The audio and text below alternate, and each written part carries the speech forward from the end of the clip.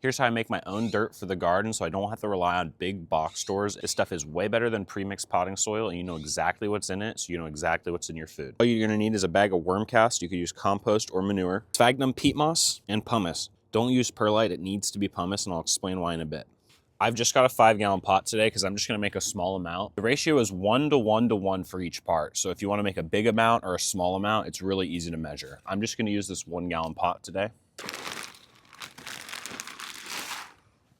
1 part compost or worm cast. I prefer worm cast, it's higher quality.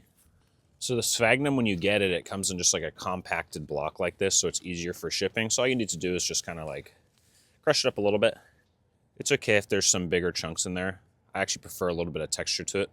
This stuff is really powdery too, so try your best not to breathe it in. So why I like pumice and not perlite is just pumice, but they cook it in an oven so it expands a lot, and that makes it really light, which is cheaper to ship. The problem is when you water, because they're so light, they float to the top of the mix over time. And a lot of my stuff, like fruit trees, is gonna be in their pot for a couple years. Since pumice is heavier, it'll actually stay in your mix and provide that aeration you need. I don't quite do a full one on this, more of like a 3/4.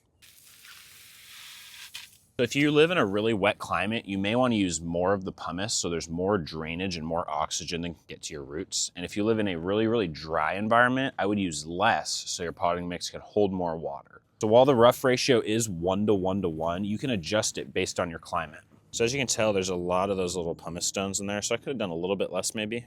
Add a little bit more sphagnum. So even though this dirt does have a little worm cast, which has a little bit of nutrients, it's essentially inert. So one thing I like to do is add a little bit of fertilizer that has some microbes in it. One thing I am gonna add is Soil Spark. A little bit of this stuff goes a long way.